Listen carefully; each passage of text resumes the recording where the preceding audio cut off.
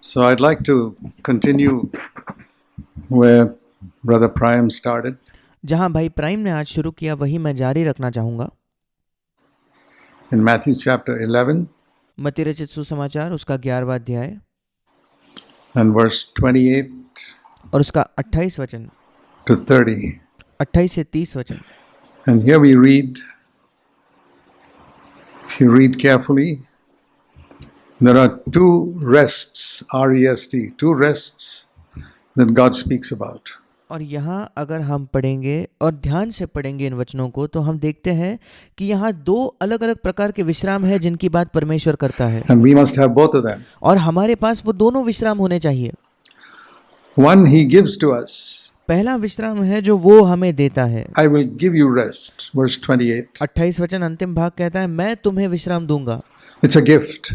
वो एक वरदान है, तोहफा है। All I have to do is receive it. मुझे केवल यही करना है कि मैं उस तोहफे को स्वीकार करूं। The second, it says, you will find rest for your souls. We got to find it ourselves. दूसरी चीज जो वो कहता है कि तुम अपने मन में विश्राम पाओगे, मतलब हमें खुद उस विश्राम को अपने लिए ढूंढना है।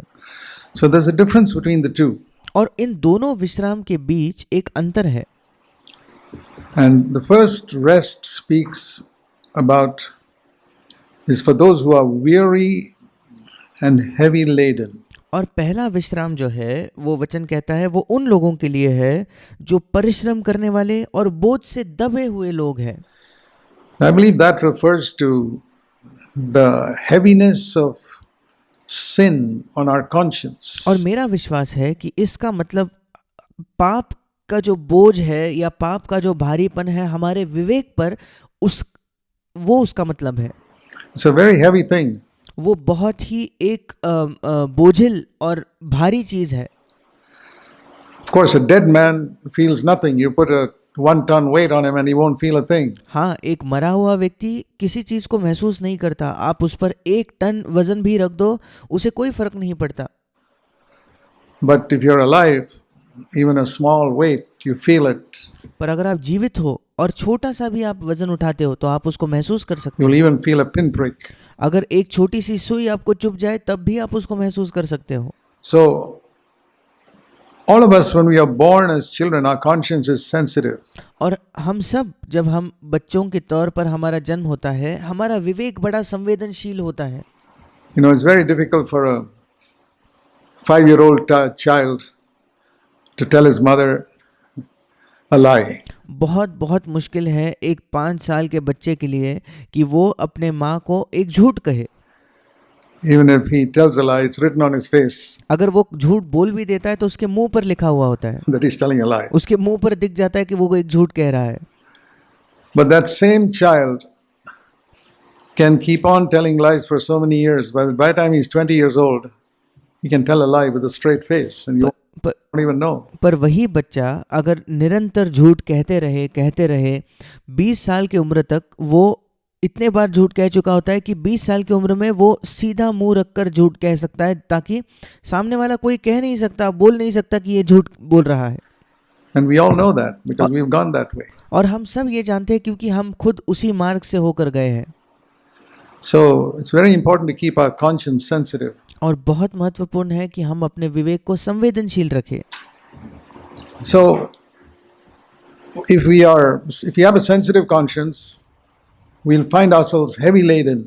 It's one of the proofs by which we know our conscience is sensitive. That अगर हमारे पास एक संवेदनशील विवेक है, एक ऐसा विवेक है जो आज भी महसूस करता है, तो हम देखेंगे कि हम बोझ से दबे हुए हैं। ये एक चिन्ह है जिससे आप जानोगे कि आपका विवेक संवेदनशील है या नहीं। the slightest weight will trouble me. छोटा सा भी जो वजन है वो मुझे तकलीफ देगा। But if my conscience is not sensitive, then even पर अगर मेरा विवेक संवेदनशील नहीं है तो a heavy weight will won't disturb me. फिर एक बहुत भारी वजन भी उस पर रख दिया जाए फिर भी मुझे उससे कोई फर्क नहीं पड़ेगा। But it also says here about being weary. पर आगे वो थके हुए लोगों के बारे में भी कहता है। And that's another thing that sin does. It makes us exhausted. और ये दूसरी चीज है जो पाप करता है, वो ये है कि वो हमें थकान देता है। And that's not God's will for us. और वो परमेश्वर की हमारे लिए इच्छा So what do नहीं we है। have to do? We really don't have to do much. फिर हमें क्या करना है इसके बारे में? हमें ज़्यादा कुछ नहीं करना, Because this is something which I cannot be free from. God has to give it to me. क्योंकि ये ऐसी चीज़ है जिससे मैं स्वतंत्र नहीं हो सकता। परमेश्वर को मुझे ये प्रदान करना होगा, परमेश्वर को मुझे ये देना होगा। So Jesus has come to me, I'll give you rest. और यीशु मेरे पास आकर कहता है, मैं तुम्हें विश्राम दूंगा। And that we know from the Bible. It says, if we confess our sins, और बाइबल से हम ये जानते हैं, क्योंकि बाइबल हमें बताती है, अगर हम अपने पापों को मान ले तो, and we walk in the light, और हम ज्योति में चले, confess our sins, हमारे पापों को मान ले, God is faithful परमेश्वर विश्वास योग्य है and righteous और धर्मी है to cleanse us from all our sin हमारे सारे अधर्मों से हमें शुद्ध करने के लिए, हमारे सारे पापों से शुद्ध करने के लिए and from all unrighteousness. और सब अधर्म से It's His भी। promise. ये उसका वायदा है। And then He gives us an assurance और फिर हमें वो एक आश्वासन देता है that our sins are forgiven. कि हमारे पाप क्षमा हो चुके। I remember when I accepted Christ, I did not believe that my past was blotted out. मुझे याद है जब मैंने यीशु मसीह का स्वीकार किया, मुझे ये आश्वासन नहीं मिला था कि मेरा अतीत जो है वो मिटा दिया गया है। I knew it was forgiven, मैं जानता था कि मुझे मेरा अतीत जो है वो क्षमा किया गया है, but I would keep remembering things. This is way back 64 years ago. पर मुझे मेरे अतीत की चीज़ें याद आते रहती थी। अब ये 64 वर्ष पहले की बात है। When I was converted, I'd keep remembering of the things I did till one day जब मेरा नया जन्म हुआ था और मुझे बार बार उन चीज़ों की याद आती थी जो मैंने पहले अपने नए जन्म के पहले की थी, जब तक कि एक दिन, remember exactly where I was standing on a ship, मुझे अच्छे से वो दिन याद है, मैं एक जहाज पर खड़ा था and this word came to my heart from Hebrews 8 और इब्रानियों की पत्री उसके 8वें अध्याय से ये वचन मेरे हृदय में आया। verse 12. इब्रानियों 8:12, I will not remember their sins anymore. मैं उनके पापों को फिर स्मरण न करूंगा। Of course, I had read it, and that's why it came back to my mind. हाँ, मैंने इसे पहले भी पढ़ा था, इसलिए उस दिन वो वचन मेरे मन में वापस आया।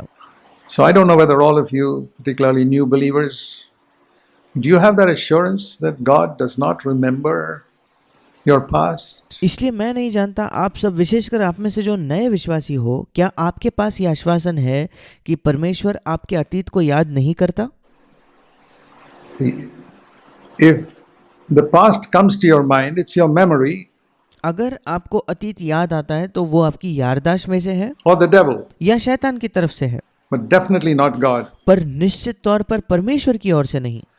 I want to let every particularly young believer here know मैं सबको, विशेषकर जो जवान विश्वासी है, उन्हें ये चाहता हूँ कि वे जाने that God will never remind you of a sin that you really confessed and turned from, to the best of your knowledge. कि परमेश्वर आपको कभी भी एक ऐसे पाप के बारे में याद नहीं दिलाएगा जिसको आपने अंगीकार किया है, मन फिराया है, जहाँ तक आप जानते हो उतने आपके जानकारी के हिसाब से आपने सही से मन फिराया है, तो It doesn't matter how bad it is. फिर कोई फर्क नहीं पड़ता वो कितना भी बुरा पाप क्यों ना हो।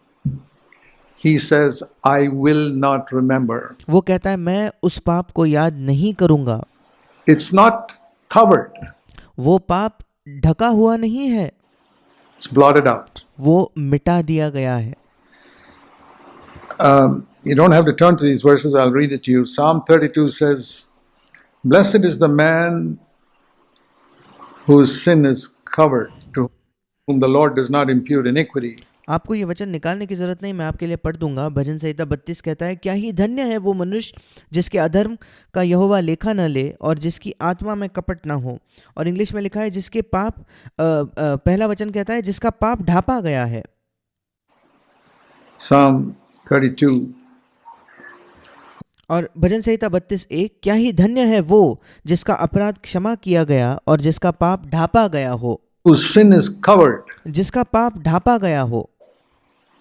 In the Old Testament, sin was never cleansed. पुराने नियम में पाप कभी भी शुद्ध नहीं किया जाता था।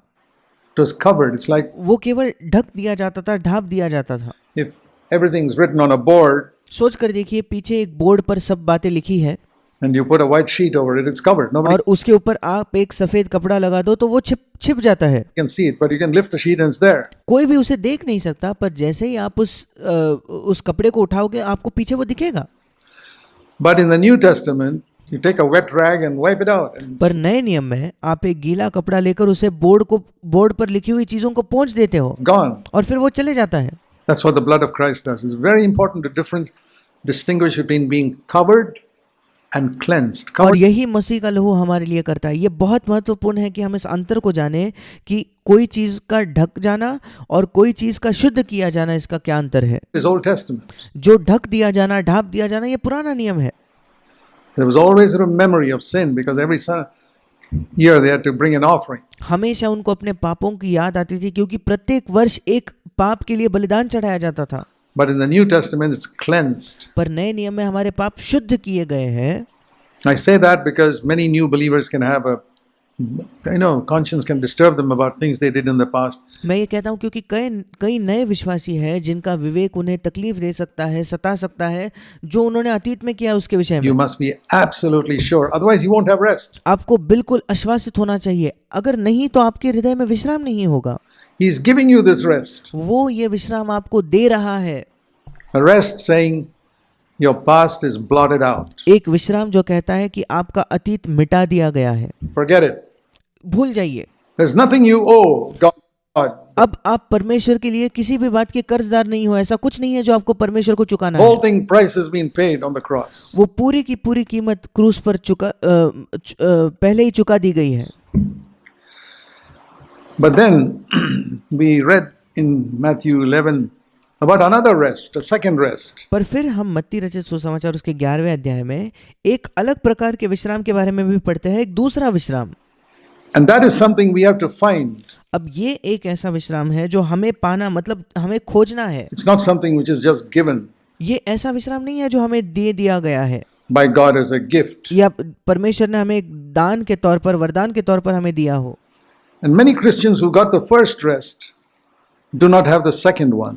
और कई विश्वासी जिनको पहला विश्राम मिल गया है, उन्हें दूसरा विश्राम नहीं मिला है। The first rest is a rest in our conscience, पहला विश्राम हमारे विवेक के अंदर एक विश्राम है which keeps convicting us of sin. जो हमें बार बार ये याद दिलाता है कि हमने पाप किया है, या हमें वो भाव देता है कि हमने पाप किया है। Rest because the blood of Jesus has cleansed me. वहाँ हमें विश्राम मिलता है क्योंकि मसीह के लहू ने मुझे, यीशु के लहू ने मुझे शुद्ध किया है। And he says, I won't remember it anymore. और वो कहता है मैं अब आगे से इसे याद नहीं करूंगा। It's a gift. वो एक दान है, तोहफा है। I didn't do anything for it. मैंने उसके लिए कुछ नहीं किया था। But this other rest is in my mind पर ये जो दूसरा विश्राम है, ये हमारे मन में है and in my emotions. और मेरे भावनाओं में। And a lot of Christians have unrest there. और बहुत सारे मसीही हैं जिनके पास उस क्षेत्र में विश्राम नहीं है या बेचैनी है। But so many things. It can be unrest because some financial difficulty. कई चीज़ों के बारे में बेचैनी या अशांति, शायद वो आर्थिक कठिनाइयों की वजह से अशांति या बेचैनी हो सकती है। Could be unrest because somebody is troubling you in your place of work. या संभव है कि क्योंकि आपको आपके काम की जगह कोई तकलीफ देता है, इस वजह से आप अशांत हो या बेचैन हो। Or unrest because you're losing your job. या क्योंकि आपकी नौकरी आप खोने वाले हो, इस वजह से बेचैन। So many factors that can bring unrest. कई अलग अलग कारण है जिसके वजह से हम बेचैन हो सकते हैं। That's got nothing to do with sin. उसका पाप से कोई ताल्लुकात नहीं है। It's just got to do with life on this earth. वो केवल इस संसार के जीवन से संबंध रखता है। This world is a very restless place full of unrest. ये पृथ्वी जो है बहुत ही ज्यादा बेचैन जगह है, जो बेचैनी से भरी हुई है, बहुत ही अशांत जगह है। So here is another promise. In this world of unrest, God can give us rest. ये यहाँ एक और वायदा है, इस अशांति भरे संसार में परमेश्वर हमें विश्राम दे सकता है। But we have to find it. पर हमें वो विश्राम खुद खोजना है। We have to pursue it. हमें उसका पीछा करना है। And for that, Jesus says, take my yoke upon you and learn from me. और इसके लिए यीशु मसीह कहता है, मेरा जुआ अपने ऊपर उठा लो और मुझसे सीखो। Now, many of you who live in this country may not have seen bullocks plowing a field. We see it constantly in the villages in India. अब आप में से कई जो इस देश में रहते हो, आपने शायद बैलों को खेती को जोतते हुए नहीं देखा होगा। हमने भारत के कई गांवों में निरंतर इस दृश्य को देखा है। A yoke is something which is put on two bullocks. एक जुआ एक ऐसी चीज है जो दो बैलों पर रखा जाता है, And they plow a field together. और फिर दोनों मिलकर साथ साथ उस खेत को जोतते हैं। And here Jesus is humbling himself and saying, okay, I am one bullock. You join me. Take my yoke upon you. और यहाँ यीशु मसीह अपने आप को नम्र करके कहता है कि ठीक है, मैं एक बैल हूँ, अब तुम मेरे साथ वो बाजू में आ जाओ और वो जुए का दूसरा हिस्सा अपने ऊपर ले लो। Now supposing a bullock has just died and they've replaced that one with a new untrained bullock and this walking with this experienced bullock under the yoke. अब सोच कर देखिए, दो बैल थे जो खेत जोतते थे, उसमें से एक की मृत्यु हो जाती है और उसके जगह एक दूसरा बैल आता है जो प्रशिक्षित नहीं है, जो नहीं जानता कि खेत को कैसे जोता जाता है, और अब इन दोनों को मिलकर उस जुए के नीचे रहकर उस खेत को जोतना है। That's experienced one is Christ and we are the inexperienced one. और जिसको अनुभव है वो बैल है यीशु मसीह, और दूसरा बैल जिसको कोई अनुभव नहीं है वो हम है। That new bullock has to always go at the same pace as the senior one. वो जो नया बैल वहां आया है उसे हर समय उसी गति से चलना होगा जिस गति से वो वरिष्ठ बैल चल रहा है, And it must go in the same direction. उसी के साथ साथ उसे उसी दिशा में भी जाना होगा। Just two things. दो ही चीजें, The same pace and the same direction. वही गति से चलो और उसी दिशा में चलो। So the meaning here is that in those days when Jesus spoke about it, the disciples knew what he was talking about. और यहाँ मतलब ये है, और उन दिनों में जब यीशु मसीह ने ये कहा तो शिष्य जानते थे उसका मतलब क्या है। The meaning here is that we have to, when the Lord tells us to do something, मतलब ये है कि जब प्रभु हमें कुछ करने को कहता है or not do something, for example, this is after we are born again. या कुछ करने को नहीं कहता कि ये मत करो प्रभु अगर हमसे कहता है, और ये हमारे नए जन्म के बाद है। You're planning to do something and आप कुछ करने की योजना कर रहे हो, your conscience says don't do that. और आपका विवेक आपको कहता है कि नहीं, ये मत करो। If you don't listen, अगर आप अपनी विवेक की बात नहीं मानते तो supposing it's a right to signing a false statement in your office. शायद आपके ऑफिस में एक गलत आपको हस्ताक्षर करने हैं किसी दस्तावेज पर। Maybe you can make a little more money. शायद उस गलत हस्ताक्षर करने के द्वारा या झूठा हस्ताक्षर करने के द्वारा आपको ज़्यादा पैसा आप कमा सकते हो।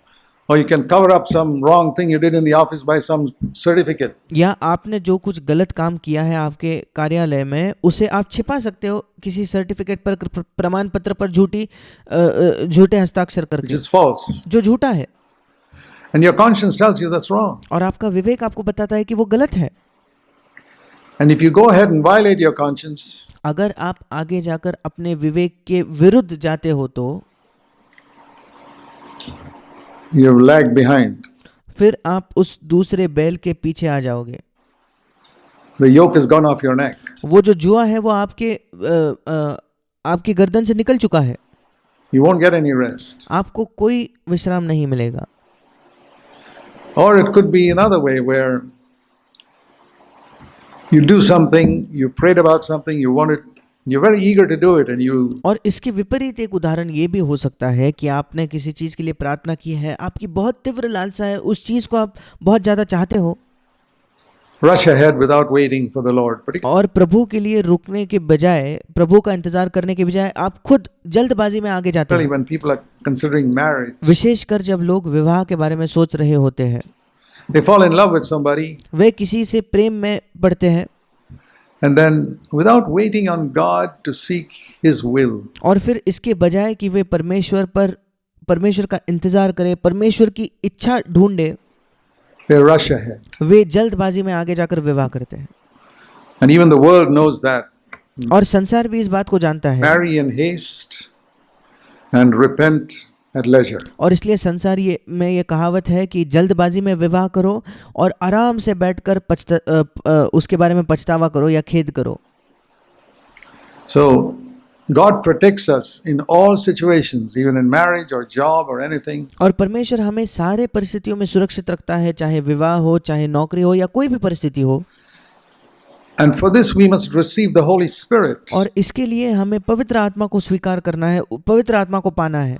Because it's the Holy Spirit who prompts us in saying, you go ahead with that or don't go ahead with that. क्योंकि वो पवित्र आत्मा ही है जो हमारे अंदर हमें एक आवाज़ देता है या हमें अंदर से हमें कहता है कि ये करो या ये मत करो. वही है जो हमारे अंदर से वो कहेगा. So very, very important for every Christian to every day seek to be filled with the Holy Spirit. इसलिए बहुत बहुत महत्वपूर्ण है प्रत्येक मसीही के लिए कि वो हर दिन ये खोज करे कि वो पवित्र आत्मा से भर जाए. I do that. मैं वो करता हूँ. It brings rest into my life. वो मेरे जीवन में विश्राम लाता है. There's a verse in Isaiah 63 which says, the Spirit of the Lord, 65 I think, gave them rest. It's the Holy Spirit who gives rest. और यशायाह 63 या 65 अध्याय में एक वचन है जो जहाँ लिखा है कि परमेश्वर के आत्मा ने उन्हें विश्राम दिया. पवित्र आत्मा है जो हमें विश्राम देगा. So I want to say one more thing here. मैं एक और चीज़ यहाँ कहना चाहता हूँ. The yoke is also referring to the cross that Jesus told us to take. Take my cross and follow me. और वो जो जुआ है उसका एक और मतलब है वो क्रूस जो यीशु ने हमसे कहा जो हमें उठाना है. यीशु ने कहा मेरे क्रूस को अपने क्रूस को उठाओ और मेरा अनुसरण करो या मेरे पीछे आओ. That's how that rest comes. उसी के द्वारा वो विश्राम आएगा. It's when a person dies, they write on his coffin, rest in peace. जब एक व्यक्ति की मृत्यु होती है तो उसके उस कॉफिन पर लिखा जाता है रेस्ट इन पीस या बिल्कुल आराम में या विश्राम में तुम रहो. If he is not dead, he won't be at rest. अगर वो मरा हुआ नहीं है, वाकई उसकी मृत्यु नहीं हुई, तो वो विश्राम में नहीं हो सकता. And that's another way I have tested for myself. और ये एक दूसरा तरीका है जिससे मैंने अपने आप को जांच कर देखा है. When you come into a situation, जब आप किसी परिस्थिति में आते हो you're not at rest, और आप विश्राम में नहीं हो, you haven't died. तब उसका मतलब ये है कि आपकी मृत्यु नहीं हुई है. You have not chosen the way of the cross. आपने क्रूस के मार्ग को नहीं चुना है. Make that a test in your life. इसे अपने जीवन में एक परीक्षा के तौर पर बना लो. Is there unrest in your heart? क्या आपके हृदय में अशांति है? क्या आपके हृदय में बेचैनी है? Take up the cross. क्रूस को उठाओ. The Lord says, die to yourself. प्रभु कहता है अपने आप के प्रति मर जाओ. And one of the wonderful things that will happen is, और एक अद्भुत चीज जो होगी वो ये है, you know, Jesus not only forgave our sin on the cross, कि यीशु ने ना केवल उस क्रूस पर हमारे पापों को क्षमा किया, he defeated Satan on the cross. उसने क्रूस पर शैतान को भी हरा दिया. And so if you take up that cross in your life and die in a situation like that, और इसलिए अगर आप अपने जीवन में उस क्रूस को उठाकर आप किसी परिस्थिति में मर जाते हो तो Satan will be defeated in your life. You'll have power over Satan. शैतान आपके जीवन में हार जाएगा, आपको शैतान पर भी सामर्थ मिलेगा. I'm telling you this from practical terms. मैं आपको ये बिल्कुल व्यवहारिक तौर पर बता रहा हूँ. So I'll show you one verse and close. मैं आपको एक वचन दिखाकर अंत करना चाहता हूँ. Romans 16 and verse 20. रोमियो की पत्री उसका 16 अध्याय और 20 वचन. It's speaking about crushing Satan under our feet. यहाँ शैतान को हमारे पांव तले कुचल देने के बारे में लिखा है. Satan's our greatest enemy. शैतान हमारा सबसे बड़ा शत्रु है. And you can crush Satan under your feet. और आप शैतान को अपने पाँवों के नीचे कुचल सकते हो. But God's going to do it परमेश्वर ये करेगा through you. आपके द्वारा. And He's called here the God of peace. और यहाँ लिखा है कि वो शांति का परमेश्वर है. Why is He called the God of peace? क्यों उसे शांति का परमेश्वर कहा गया है? He's the God of holiness, the God of love, God of so many things. वो प्रेम का परमेश्वर है, पवित्रता का परमेश्वर है, कई अलग अलग चीजों का वो परमेश्वर है. But He's called the God of peace. पर यहाँ उसे शांति का परमेश्वर कहा गया है.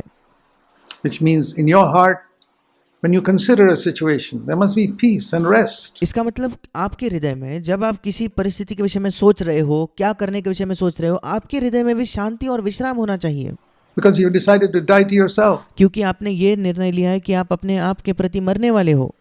Rest in peace is written on your coffin inside. आपके जो वो कॉफिन है जिसमें आपका शव रखा है, उस पर लिखा है रेस्ट इन पीस, मतलब विश्राम में रहो। Then Satan will be crushed under your feet. तब शैतान आपके पांव तले कुचलवा दिया जाएगा। Amen. आमीन।